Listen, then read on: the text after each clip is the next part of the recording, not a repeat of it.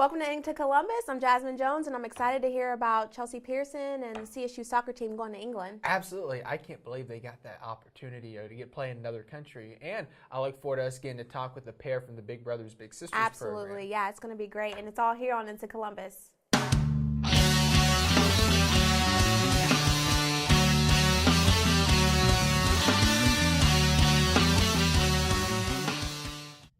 Welcome back to iNtoColumbus, and we're in the studio with Chelsea Pearson, CSU soccer player who recently got a chance to go to England. So tell us, how did the soccer team get able to go to England? Well, we were really blessed, honestly, from the get-go that we had lots of people in the community that were willing to step up and offer not just their time, but also money donations that then, of course, were able to fund our trip. But also, lots of the girls on the team really stepped up and contacted folks like Buffalo Wild Wings, Chill Frozen Yogurt. We put on spirit nights with both of those companies to raise money.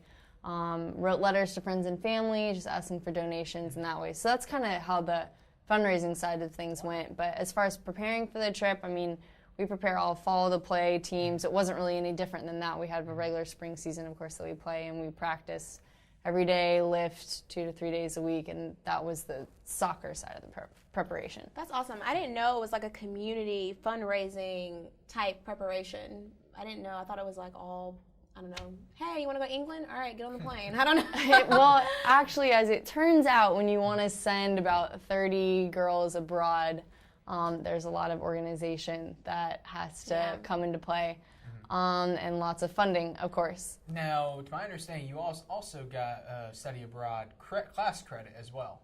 Is that true? Yeah, it was actually a 3-credit-hour course, and it was an elective for most of us. It was actually an exercise science course. It's called a cultural perspective in sports, something like that.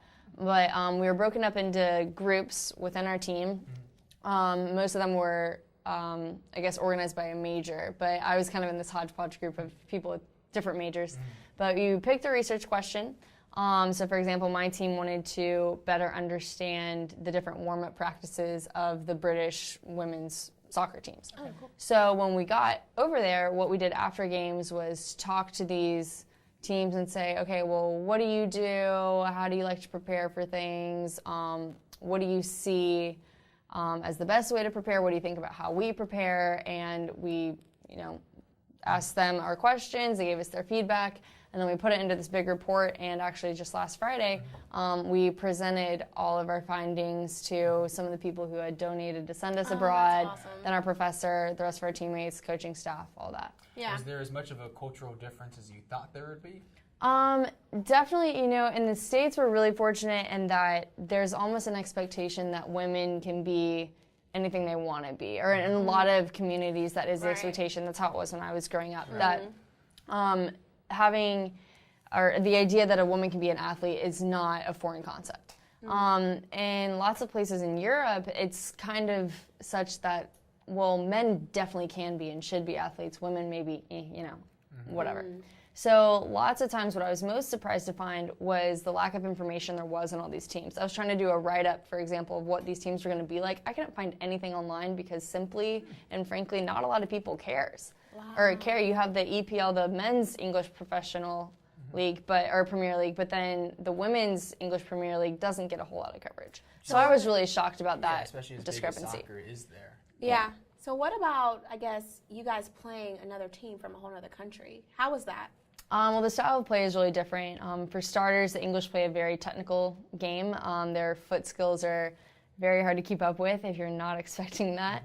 And they also play more into their midfield, whereas we play more into our forwards. Now, on the flip side, we're a lot faster than they are, typically more fit, and so we would look to get balls in behind their defenders and exploit them that way. But as far as that goes, I mean, it came down to their technical ability was, in most cases, a lot better than ours, and we just had to make adjustments for that. Now, you're a comm major, so you were the one who had to help document the whole thing. What Right. was that like? It was cool because when we were walking around, I get to say, oh, I think that would make a really cool camera angle, or, oh, I really should get this. Hey, what'd you say again? Can you repeat that one more time? Learning from video. Right, Yeah. exactly. And so I got to kind of walk around with that playing in the back of my head. and then also kind of look at how things were different there and how different messages were communicated. You know, of course, the English have certain words over there that they use that we don't use. And for example, I saw I guess advertisement, and it was something regarding coffee, and it said, "Oh, and a biscuit if you would fancy." Like, fancy. So there's different little things, you know, that as a comm major I pick up with the words and language and stuff like that. But that's awesome. It was just cool approaching it with that communication perspective of how are things different. So what did you learn over there? I know outside of playing soccer, what all do you do with your teammates? We were able to tour not tour Buckingham Palace. We visited Buckingham Palace and took a tour of Kensington Palace, which is cool because that's where Prince William and Princess Kate live, although they were in Australia while we were there, unfortunately. And we also went to St. Paul's Cathedral, the London Bridge, a bunch of the other bridges in London. We were really able to do a lot of sightseeing on our own.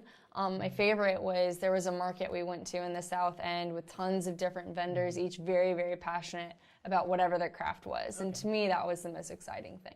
Did you learn anything from about soccer as a sport, like from the players there and, you know, watching them? Because I imagine, you know, you had already mentioned there's a few differences, but did you learn anything that you can apply to yourself as a player? I think what I came away with was that I need to learn how to be stronger on the ball. You know, those girls, and granted, a lot of them are older than us. I think one of the goalies that we played, she was probably around 27 years old or something, but it's because we were playing professional teams. They weren't collegiate teams.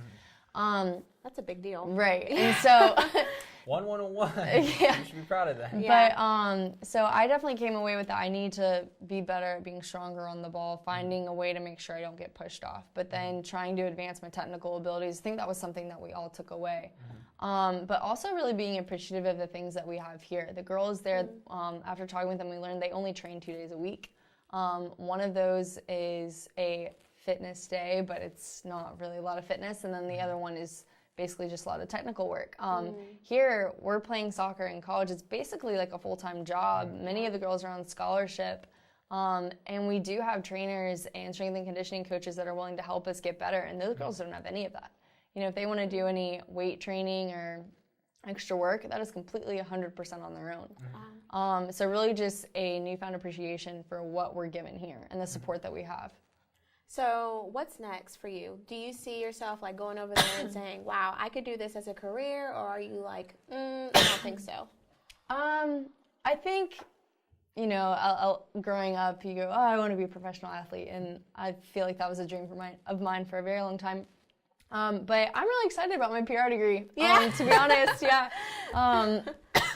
sorry, I'm dying. But I am really looking forward to getting out into the PR field and using the skills that we've been developing here. I will always have a passion for soccer. I hope maybe secretly deep down that my kids will play one day. But I think once the chapter ends, when I'm done playing here at CSU, I think that'll probably be it. Maybe there'll be some other physical activities that I make more time for, whether it be, you know, triathlons or whatever it is.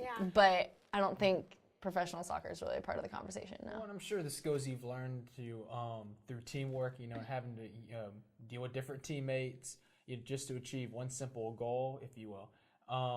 You're going to be able to apply it really in the PR field, which will be good. Definitely. I think, you know, we talk a lot about how do you know, delegate in PR and communication. We talk about that in Dr. Gibson's group comm class. In almost every class that we have a group project, and you've got strengths and weaknesses of each group. And just like you have strengths and weaknesses on the soccer team. And as one of the co-captains, myself and our other captain, we've had to come up with creative ways time and time again. How do we get people on the same page? How do we get people to listen? So on and so forth. And that's totally applicable to the communication field. To life. Yeah, Absolutely. Well, thank you so much for coming out.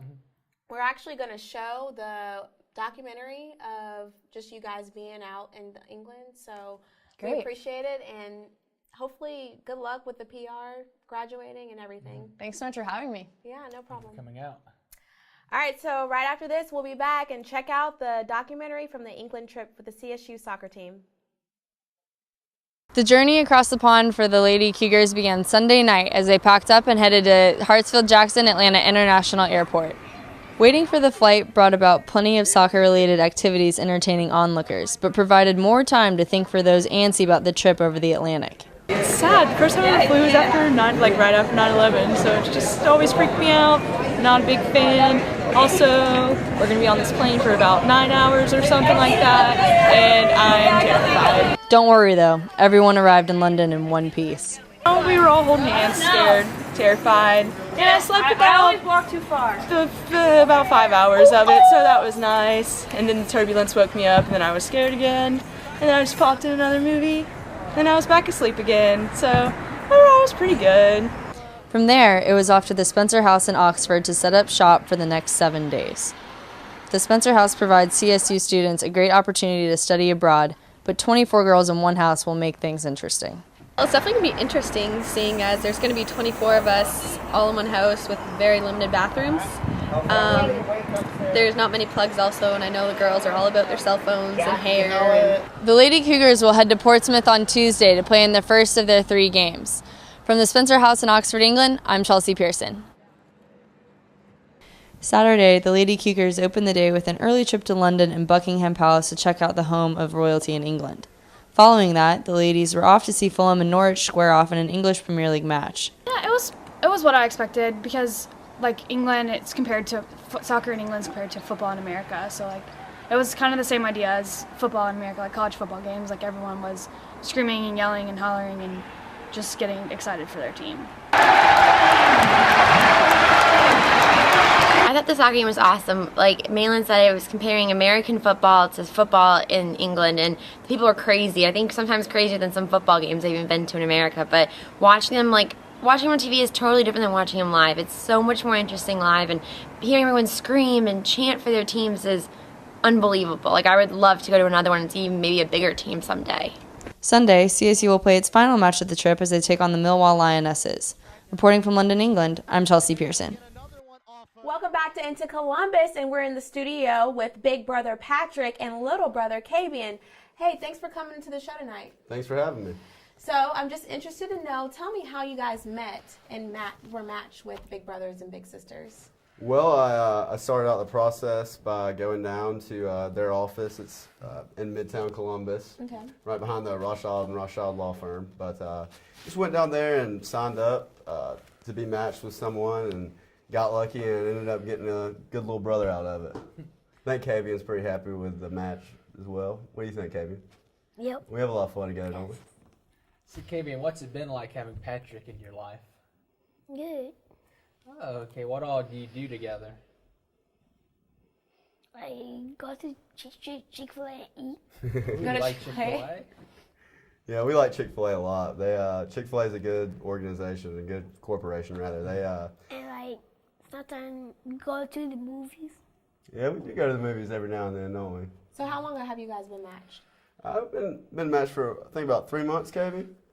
Yeah. I think it's 3 months, give or take. I think 4 months. Think 4 months? Okay, cool. So tell me, how has Patrick been an encouragement or helpful to you in your life since he's been your big brother? Like nice, good. It's been good. Maybe got to try some new things out. I got to try some new things out. I don't normally go to the park and do stuff like that. That was fun. So what led you to, go ahead. Sometimes I go to the park. Like sometimes. Yeah. Well, as beautiful as Columbus is, I'm sure the park's an amazing place to go to. Yeah. It is. And, you know, he doesn't really get to see a whole lot of Columbus, being that he's a Phoenix City native. Okay. So Okay. it's kind of cool, you know, I get to take him out to my neck of the woods and show him. You know. Oh, yeah. So what all has the being in this program taught you two as people? You know, what all have you learned about life from each other? I've learned a lot. I honestly can say I have learned a lot about life from participating in this. Not just from having fun with Kavian, but just being around his family too. It's kind of, I guess a good way to put it would be that your way is not necessarily the right way. It's certainly not the only way of doing things, and it can still have a positive outcome by doing things in a different fashion. So more than one way to skin a cat, I guess. Yeah. So what led you to even want to become a big brother? I mean, it's a decision where you're like, oh, well, I just want to be able to encourage a little brother. How do you feel about that? Well, I guess there was a couple motivations that went into it. I've always enjoyed being around kids. Kids seem to like me. I don't really know why, but I guess they do. Also, I was in sort of a similar situation as Kavian was growing up. My parents weren't together, and it's a little different growing up. And I saw my father; he was in my life. Don't get me wrong, but it was a little different growing up in a single-parent household than some of my peers, certainly. So I feel like I can kind of know some of the things Kavian is going through. Do you remember the first time you met each other? What that was like? Yeah, I remember that. It was exciting. We got to meet him and his mama on the same day. So, you go and you sit down, you talk to the mom first and kind of lay out some ground rules and everything. And, it's kind of an intimidating time a little bit just because, you're responsible for this child, but it was awesome. We pretty much hit it off right off the bat, honestly. So there weren't those like awkward moments like, hi, what do you say? No, obviously there's an age difference here, but I think we got the communication down pretty quick. What do you think, man? Yep. I think so too. Kavian, tell us some about your hobbies. What do you like to do for fun? Games. Games? I heard you singing a little bit. You like to sing? You want to sing us a song? Sing a little song what you were singing to me. I follow my dreams. Someday, they gonna be the next big thing. Wow, good Thank job. you. And your sister sings as well, right? She does. likes to sing? She does. They both have good voices. Cabria is always singing. Yeah. I like Kavian's nice enough to let Cabria come along with us all the time. I think that's really cool of him. I don't know if I would have done that for my little sister at his age, honestly. So I think that's awesome, man. So what do you want to be when you grow up?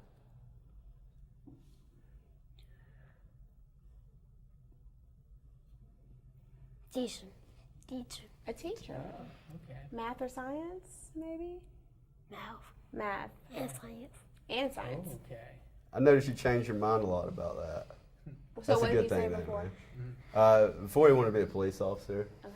I think you said something else one time too. Fireman? Weren't you thinking about being a fireman one time?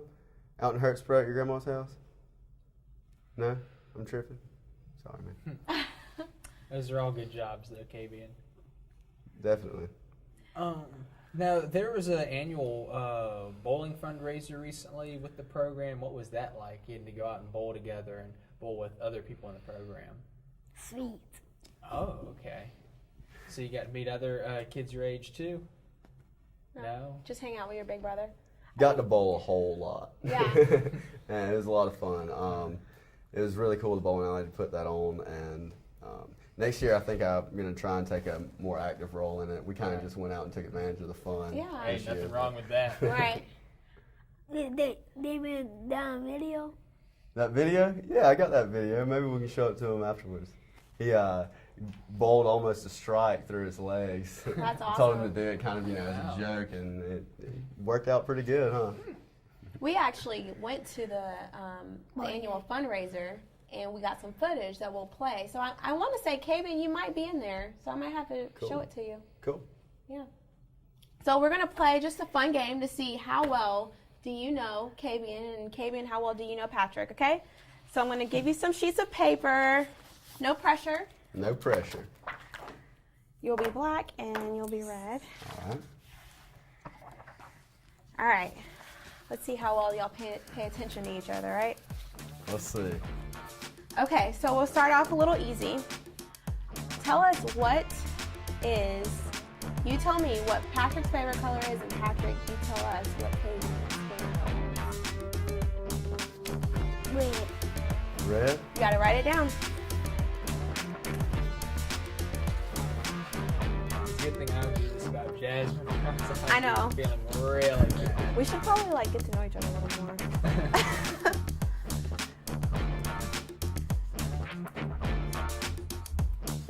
All right. I think we're good. Okay. All right, hold it up. Reveal. Let's see what we got.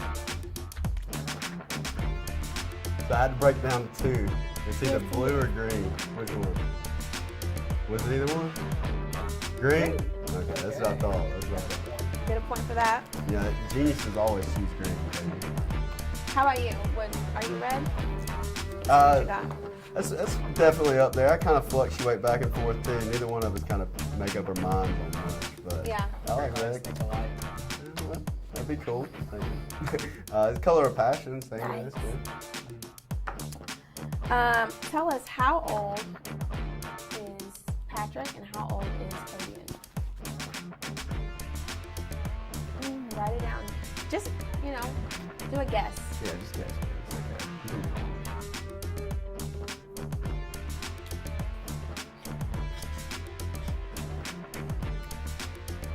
That's it, man. You want to hold it up? Yeah. Show the camera too. Kavian's 9.5. The half is important. Mm-hmm. Is he right? Oh. Almost 10. What you got, Kavian? Show the camera too. How old is he? 21. That's right. That's right. Wow. You said you didn't know. You just have to think a little bit. Okay, so where was Kavian born?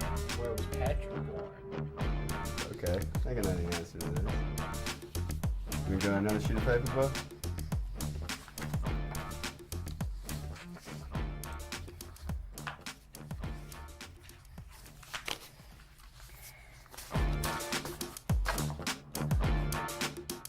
It's cool because I got to go and visit his grandma recently. They live out in Hurtsboro. And I believe that's where Kavian was born at. Is that correct, Kavian? No, you were born here? Oh, man. Well, Hurtsboro's a really cool place. Yeah. It's a rural town. I'd like to live in a place like that one day. We had a lot of fun out there. Kavian loves riding four-wheelers and stuff like that. He took me for a ride. I'm here today, so thank you, Kavian. So, I went in 2 crashes. you went 2 crashes? Oh my goodness. And then the That's good. He's a brave kid. height, but Don't call it Child Protective Services. It's a relatively small four-wheeler. Yeah. Where? maybe 16. He bought me. I don't know. Yes.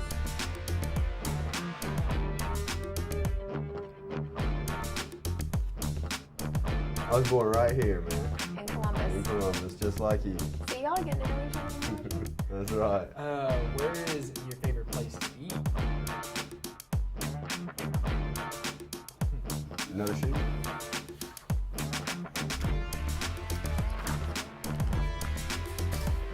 Come on, guys, give me the drive, right? I know. That's true. I'm just kidding. Kind of. Yeah, I'm thinking I, like, I well, don't not really know really. the answer. Right, we have some drivers. Yeah, what do you think? Studio, but they're giant. They're enormous, yeah. We're gonna have to invest in those. Best in the dollar. Invest. Okay. That means you gotta do tons of hard. I don't know what the budget is. I think we gotta talk with their director. Hopefully it's more than $5.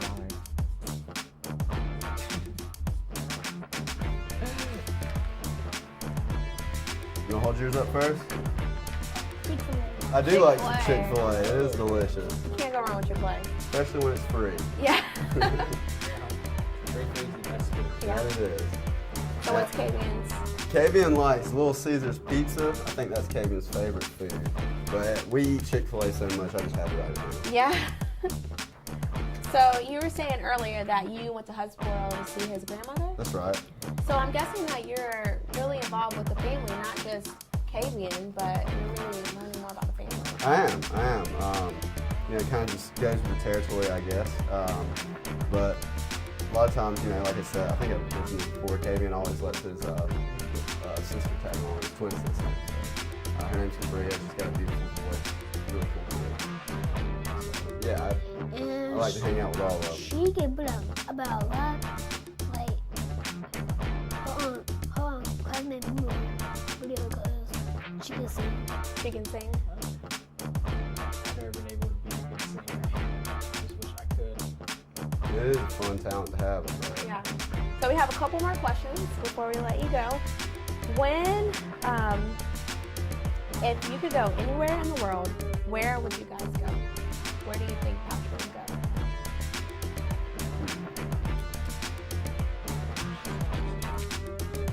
a good question.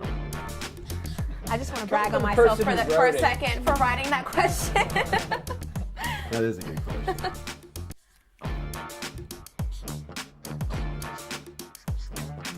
My questions were good too now. They're okay. I'm just kidding. They're good. You going first, Kevin? The movie. That's where I go. Okay. Anywhere in the world. Why not go to the movies down the street? Why not? Why not? There's some good movies out, right? I think Kavian would go to the beach. Oh. Kavian, I don't think you've ever seen the beach, have you? We're going to have to take you to the beach one day. That's where I would go, the beach, any beach. Well, we got to go to a commercial break, but I can't thank both of you, enough for coming out and talking with us about the organization. Because I've actually heard a lot about it. I've actually never really known the details, though.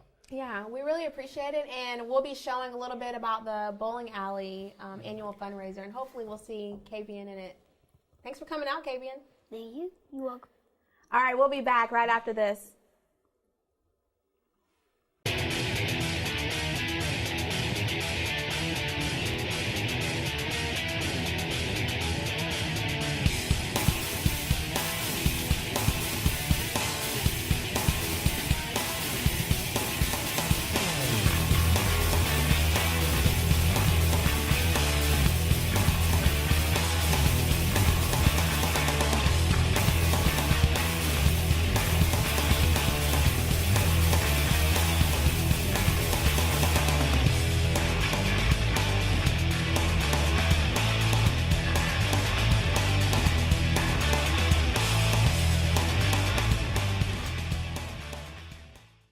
I really enjoyed the show today. It was great to talk about the CSU soccer team going to England to, take on some professional soccer players as collegiate soccer players. I mean, that's a big deal. That's an experience they're never going to forget. And it was nice to talk with KB and Patrick and see the beautiful relationship that they have. It's amazing. They've only been together for 4 months. Yeah. And you would think they're family members. Yeah, absolutely. How they actually Patrick is getting into his community and his family, and that's so sweet. So to end the show, we'll be able to hear a performance by the Moonshine Junkies, and I'm really excited to hear about that. We'll see you next week. Thanks for watching iNtoColumbus.